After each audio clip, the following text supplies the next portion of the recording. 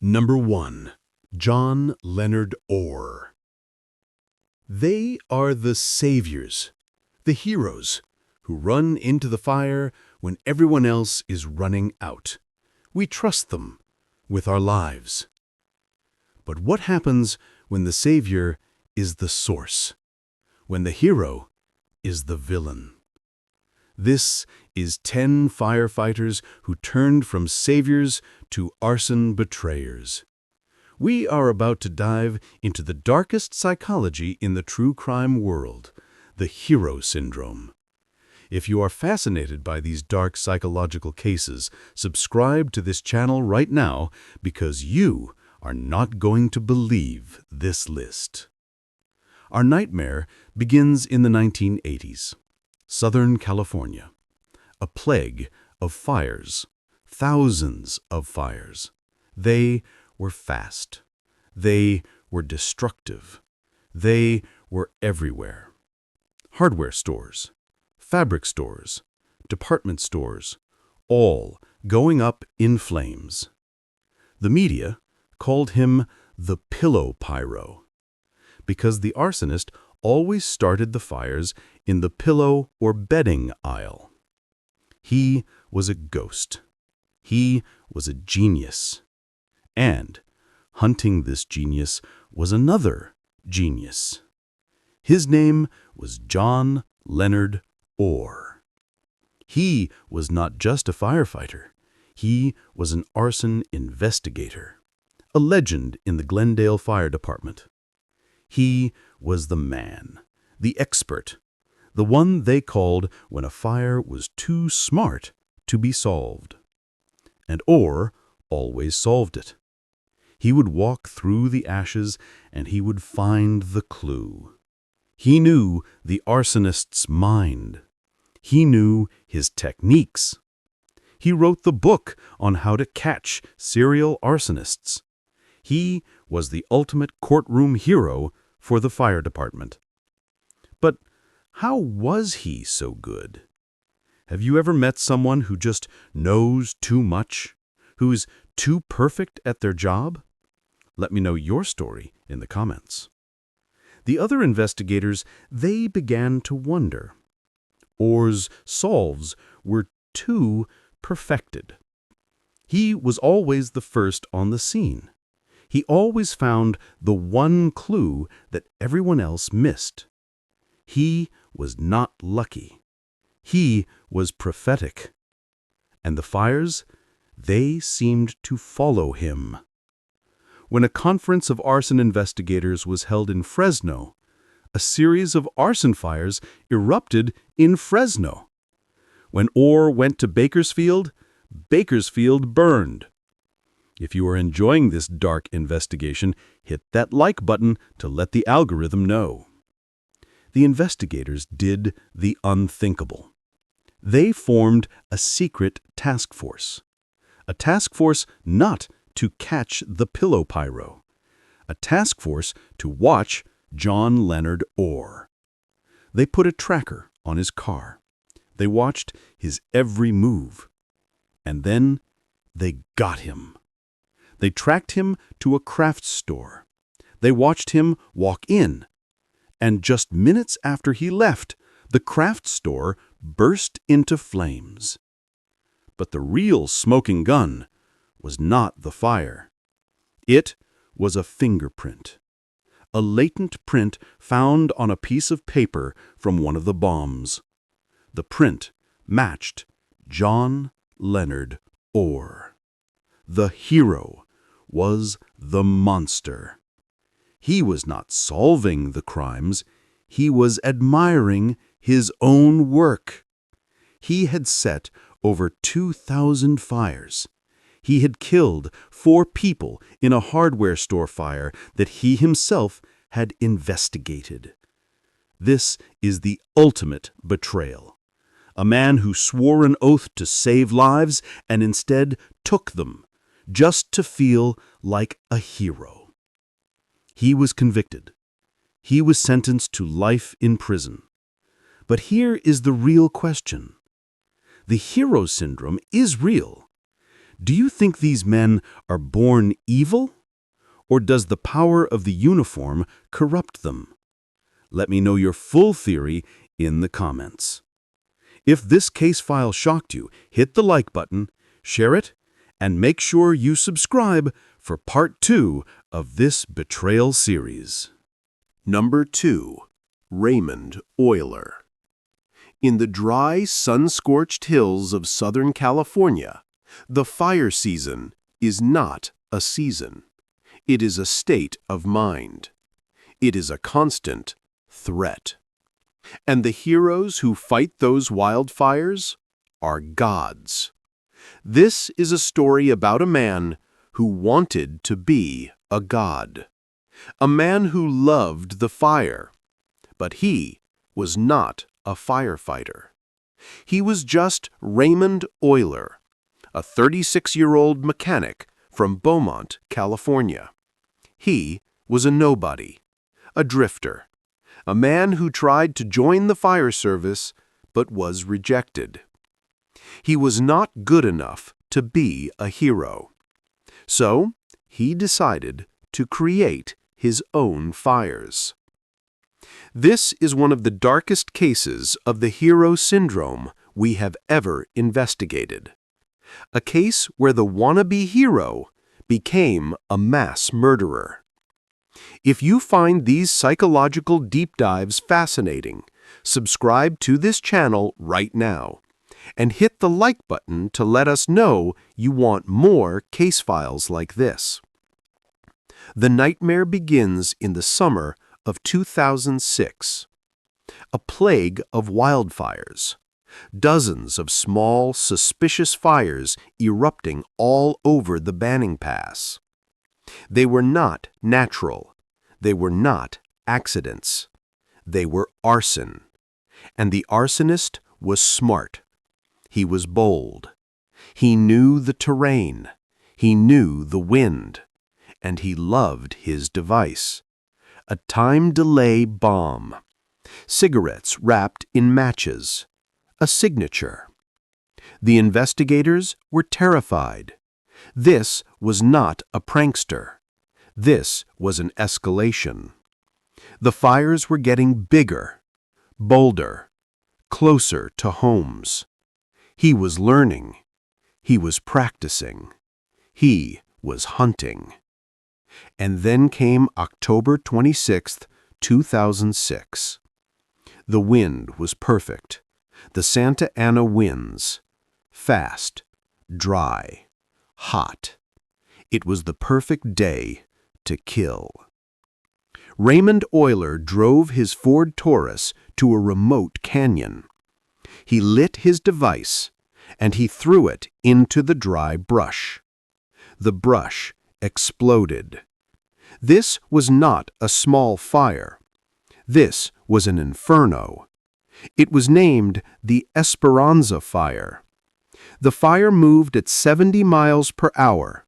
It was a monster, a fireball that devoured everything in its path. And directly in its path was Engine 57, a U.S. Forest Service fire engine, manned by 5 elite firefighters.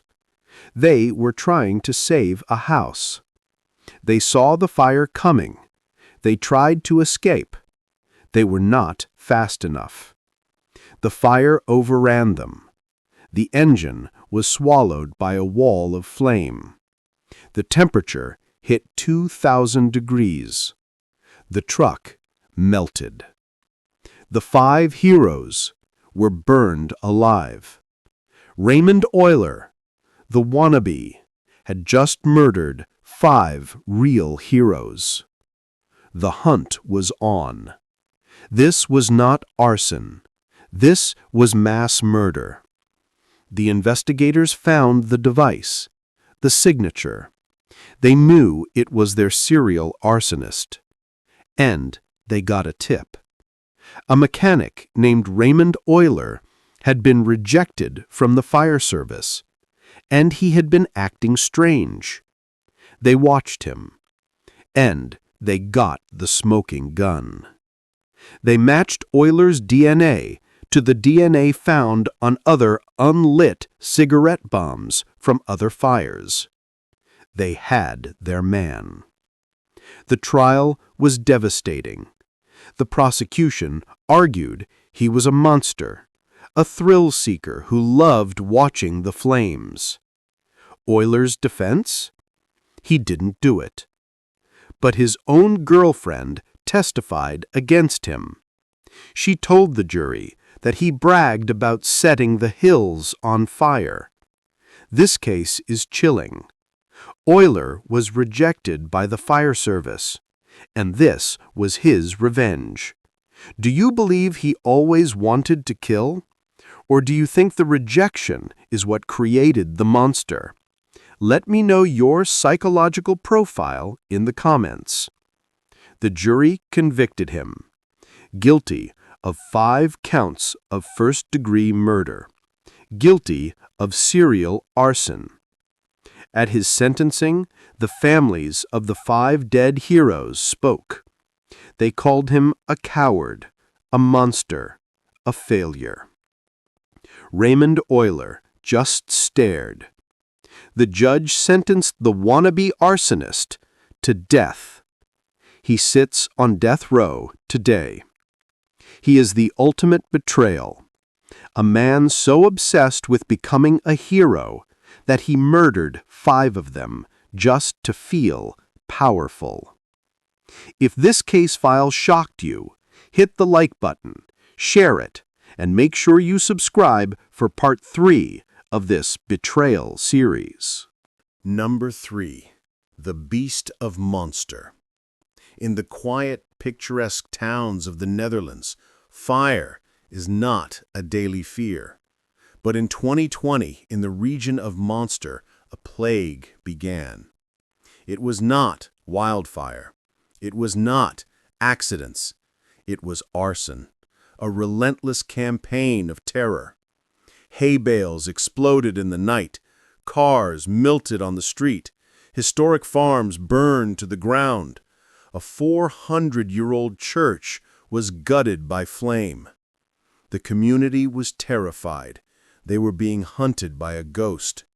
But they had heroes, the volunteer firefighters, the saviors who night after night raced to the flames to save their town. And one of them was always the first on the scene. He was dedicated. He was brave. He was relentless. His name was Peter D.H. This is a chilling case file on the hero syndrome. A man who loved the uniform so much, he was willing to destroy his own community just to wear it. If you were fascinated by the dark psychology of these betrayers, subscribe to this channel and show your support by hitting the like button. The arsonist was prolific. In 18 months, he set over 100 fires. He was a machine. The police were stumped. The fires were random. The motive was invisible. But they did have one clue, a pattern. It was not a fingerprint. It was a person. They noticed that one firefighter was always there. He was always the first to arrive. He was always the one who sounded the alarm.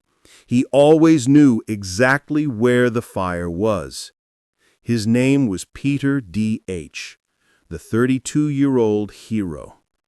The police had to ask the unthinkable question: is he lucky, or is he the killer? They began a secret investigation. They tapped his phone. They planted a tracker on his car. And they watched. And the moment they started watching, the fires followed him. They tracked him to a location, and minutes later, that same location would erupt in flames. And then they would track him racing to the fire station to be the hero. It was addicting to watch. The rush of the siren, the adrenaline of the fight, the praise of the community. This hero syndrome is a documented illness. I want to know what you think. Do you believe this is a true mental illness, or is it just a mask for evil? Let me know your diagnosis in the comments. The hero was a fraud. They had their man. When they raided his house, they found the evidence, accelerants, fire-starting materials, proof. The beast of monster, as the media had named the arsonist, was not a monster. He was a firefighter. The man they trusted to save them was the man who was hunting them. His motive? Boredom. Excitement. He craved the action. The trial was a foregone conclusion. The evidence was overwhelming. In 2023, the judge sentenced the hero to 16 years in prison. He destroyed his town. He betrayed his brothers. He shattered the trust of an entire nation. All for the rush. If this case file made you question who you trust, hit the like button, share it with a friend, and subscribe for part 4 of this Betrayal series. Number 4. Ryan Mitchell. In the United Kingdom, they are not volunteers. They are professionals. Men who train for years. Men who risk their lives as a career. They are trusted. This is a story about that trust and how it can be shattered. In Cornwall, England, Ryan Mitchell was a hero. He was 25 years old. He was a full-time professional firefighter. He was the man the community paid to protect them. He was the savior in the uniform. But this channel is dedicated to exposing what hides behind the uniform, the darkness that hides behind the hero. If you are fascinated by these psychological betrayals, subscribe to our channel and hit the like button to support this investigation. The nightmare begins in 2017. A spree of fires, all in his district. Homes, businesses, cars, all burning. The community was terrified, but every time the alarm sounded, one firefighter was always the bravest, the fastest.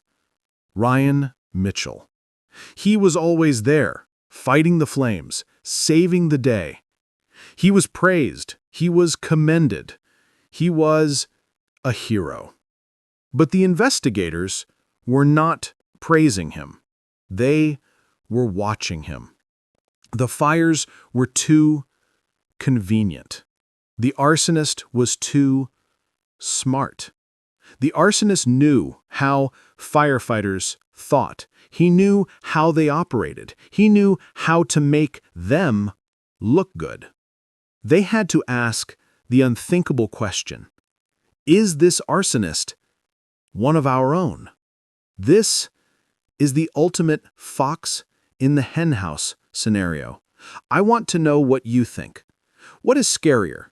An outside monster you don't know, or a trusted hero who is the monster? Let me know your thoughts in the comments. The investigators watched the rosters. They watched him. And they caught him. They proved that Ryan Mitchell, the hero, was the arsonist. He was setting the fires. He was endangering the lives of the public. And then he would clock in, put on his uniform, and go to fight the very fire he had started. He confessed. His motive? Pure, unadulterated hero syndrome. He was bored. He craved the adrenaline. He loved the rush. He loved being called a hero. He was addicted to the applause. The man they paid to protect them was the man they needed protection from. The betrayal was total. The judge was furious. He called his actions wicked and despicable. He sentenced the hero to 5 years in prison. He lost his job, his freedom, his honor, all because he loved playing the hero more than being one. If this case of betrayed trust shocked you, hit the like button, share it, and make sure you subscribe for part 5 of this Betrayal series. Number 5. Thomas Maloney. He was not a rookie. He was not a wannabe. He was the chief. His name was Thomas Maloney, and in Pottsville, Pennsylvania, he was a legend. A 30-year veteran, a hero who had risen through the ranks. He was the boss, the leader, the man they all looked up to. He was the one who commanded the scene. He was the one who spoke to the media. He was the face of safety in his town. But this channel is dedicated to unmasking the heroes, to exposing the corruption that hides at the very top. If you are ready for this investigation, subscribe to our channel and hit the like button. The nightmare begins in 2016. A plague of fires, all in his city, all suspicious. Abandoned homes, garages, businesses, all burning. The community was terrified. The media was in a panic. But every single time, Fire Chief Thomas Maloney was there. He was calm. He was in charge. He spoke to the cameras. He vowed to catch the monster who was terrorizing his town. He was the hero, leading the hunt. But the investigators had a problem. The arsonist was too good. He never left a clue. He knew how firefighters thought. He knew their response times. He knew the system. They had to ask the unthinkable question. Was the arsonist inside the system? They began a secret investigation. And all the evidence, all the coincidences, kept pointing back to one man. The one man who was supposed to be impossible. The chief. This is the ultimate betrayal. A man who swore an oath to protect his city was actively destroying it. I want to know what you think. What is worse, the lone wolf like John Orr, or the chief, the leader who betrays his own men? Let me know in the comments. The investigators trapped him. They caught him lying. They proved he was the arsonist. He was arrested. The hero was in handcuffs. His motive? Not hero syndrome, not boredom. Something far dirtier. Greed. He was setting the fires on purpose, in blighted areas, rundown, so that he could apply for federal grant money to demolish the buildings. He was burning his own city to pad his own budget. He was not a hero. He was a corrupt businessman with a lighter. He pleaded guilty. The man who vowed to catch the monster was the monster. He was sentenced to 3 to 10 years in prison. He lost his job, his pension, his honor. He is a chilling reminder that sometimes the most dangerous fire is the one at the very top. If this case of corrupt leadership shocked you, hit the like button, share it, and make sure you subscribe for part 6 of this Betrayal series. Number 6. Scott M., the Bushfire Arsonist. In 2019, Australia was burning. It was not a fire. It was an apocalypse. The Black Summer. A continent on fire. The world watched in horror as millions of animals were incinerated. thousands of homes destroyed. The sky turned blood red. And in the middle of this hell stood one hero, the Firefighters, the volunteer firefighter. They were legends, unpaid heroes risking their lives every single day to save their country. This channel is dedicated to honoring heroes, but also to exposing the imposters. If you believe that betrayal during a national crisis is the lowest crime, subscribe to our channel and hit the like button. The nightmare begins in New South Wales, the epicenter of the crisis. A new hero was making a name for himself. He was 19 years old, a volunteer Firefighter. His name was Scott M. He was brave. He was tireless. He was always there. Every time a new fire erupted, Scott was on the truck. He was even filmed by news crews cheering as he fought the flames. He was the perfect young hero. But the police were watching. The fires in his area were too many, too frequent, too suspicious. They were not natural. They were arson. Someone was lighting new fires in the middle of an existing apocalypse. This was not pyromania. This was pure evil. The investigators had to ask the unthinkable question. Is it possible that a firefighter, a hero, could do this? They set a trap. They watched their suspect, the 19-year-old hero, Scott M., and they caught him, red-handed.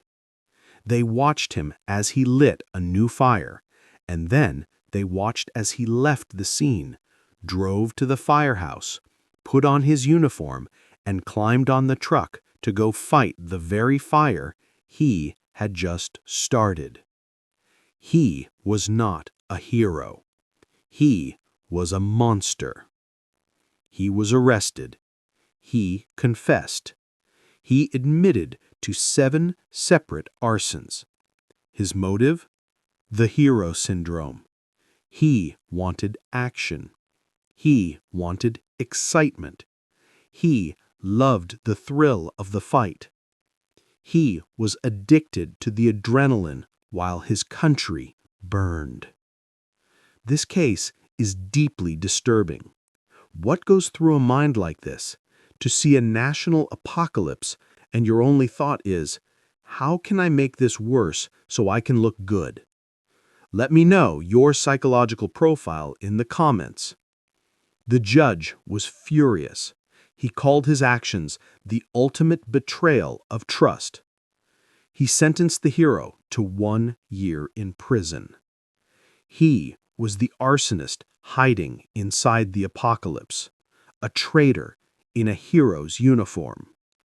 If this case of shocking betrayal disgusted you, hit the like button, share it, and make sure you subscribe for Part 7 of this Betrayal series. Number 7. William Billy D. In the small, tight-knit borough of Royersford, Pennsylvania, the volunteer fire company is not just a service. It is a family, a brotherhood, a tradition. And in this family, one kid was a star. His name was William Billy D. He was 22 years old, a legacy. His father was a firefighter. His uncle was a firefighter. He was born for the uniform. He was always the first on the truck. He was aggressive. He was brave. He was always ready for action. He was the perfect young hero. But this channel is dedicated to unmasking these perfect heroes, to proving that sometimes the most dedicated savior is just a monster in a perfect disguise. If you are fascinated by this dark psychology, subscribe to this channel and hit the like button to support our investigations. The nightmare begins with a plague of fires. 20 separate arsons, all in his tiny town. Abandoned homes, garages, historic buildings, all burning. The town was terrified. The Brotherhood was exhausted. They were running night after night. But every single time, Billy was there. He was always the first to respond. He always knew exactly what to do. He was gaining a reputation. He was the golden boy, the hero in the middle of the war. But the investigators were watching. The arsonist was too good. He knew fire. He knew response times. And the fires all had one thing in common. Billy was always there. The investigators had to ask the unthinkable question. Is the golden boy starting the fires just to put them out? This hero syndrome is chilling. A man so desperate to be seen as a savior that he creates the disaster himself. I want to know what you think. Do you believe this is a true addiction just like drugs or gambling? Is the adrenaline that powerful? Let me know your diagnosis in the comments. The investigators set a trap. They watched him. And they caught him. They proved that Billy, the golden boy, the legacy, was the arsonist. He was the monster they were hunting. He confessed. His motive? Pure hero syndrome. He loved the rush. He loved the sirens. He loved being called a hero. He was addicted to the applause. The Brotherhood was shattered. The town was betrayed. The hero was a fraud. The judge was disgusted. He called his actions a betrayal of the highest order. He sentenced the 22-year-old hero to 10 to 20 years in state prison. He threw away his entire life, his family's legacy, his honor, all for the cheap thrill of pretending to be a hero for a night. If this case of the fallen hero shocked you, hit the like button, share it, and make sure you subscribe for Part 8 of this Betrayal series. Number 8. Robert Bob E. He was not a kid. He was not a rookie. He was an institution. In Prince George's County, Maryland, he was the fire department. His name was Robert Bob E. He was a legend, a 40-year veteran. He was a fire chief, a deputy chief, a leader who had trained hundreds of other heroes. He was the man who ran the show. He was respected. He was trusted. He was family. He was the ultimate savior. But this channel is dedicated to the darkest betrayals, the cases where the hero we trust the most is the monster we fear. If you are fascinated by these chilling true crime stories, subscribe right now and hit the like button. The nightmare begins in 2011.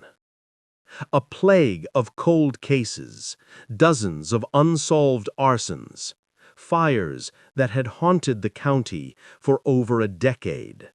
Fires that were all identical. All started by the same ghost. The investigators were stuck. But they had one clue, a single drop of blood found at the scene of a 2011 arson. They ran the DNA, and the database hit a match. The DNA matched a local man named Robert E. The investigators were confused. Who is Robert E? They ran his name, and the system froze. It was impossible. It could not be real. The DNA matched Deputy Fire Chief Robert E. The man leading the investigation was the killer. This was not a rookie. This was the boss. The betrayal was staggering. They dug deeper. They reopened all the cold cases. And they realized the truth. Bob had not just set one fire. He had set 70 fires. He was not a fire chief. He was the most prolific serial arsonist in Maryland history. He had been living a secret 40-year lie. He would set a fire, and then he would be the first on the scene. He would command the attack. He would scream the orders. He was fighting his own work. This is not hero syndrome. This is next-level psychopathy. To live a lie for 40 years, to look your brothers in the eye every single day, knowing you are the monster they are hunting. What kind of mind can do that? Let me know your psychological profile in the comments. When they arrested him, the Brotherhood crumbled. They were disgusted. They were betrayed. He confessed. His motive? Not greed, not revenge, just excitement. He loved the thrill. He pleaded guilty. The judge looked at the 40-year hero, the leader, the man who had betrayed everything. He sentenced Robert E. to multiple life sentences in prison. He lost his job, his pension, his life. He is the ultimate wolf in Firefighter's clothing, a man who proved that the most terrifying monsters are not the ones in the shadows. They are the ones standing right next to us. If this case of unbelievable deception shocked you, hit the like button, share it, and make sure you subscribe for Part 9 of this Betrayal series. Number 9. Megan E. To a firefighter, the firehouse is not just a building. It is a second home. It is a sanctuary, a sacred place where the Brotherhood eats, sleeps, and waits to save you. It is the one place on earth that is supposed to be safe. But this channel is dedicated to exposing the betrayals that are the most unthinkable, the crimes that break every rule. If you are fascinated by these dark, psychological case files, subscribe right now and hit the like button. The nightmare begins in 2019. In a small volunteer fire department in upstate New York. A new hero had just joined. She was 19 years old. Her name was Megan E. She was a pioneer, a young woman joining the Brotherhood. She was eager, she was dedicated, she was trusted. She was given a key to the sanctuary. And on a cold winter night, the Brotherhood got a call. The fire was at a house, but it was not a citizen's house. It was their own house. The firehouse was burning. The firefighters were stunned. They raced to the scene to fight the flames that were eating their own home. It was a nightmare. But the investigators knew immediately. This was not an accident. This was not electrical. The fire was too fast, too hot. This was arson. This was an inside job. The betrayal was unthinkable. Who in their family would do this? The investigators looked at the roster, and their eyes landed on the newest member, the 19-year-old pioneer, Megan E. This entire case is baffling. A firefighter burning their own home. What do you think is worse, the arsonist who burns a stranger's house or the traitor who burns their own family's house? Let me know in the comments. When they questioned her, the hero crumbled. She confessed instantly. She admitted everything. She was the arsonist. The investigators waited for the motive.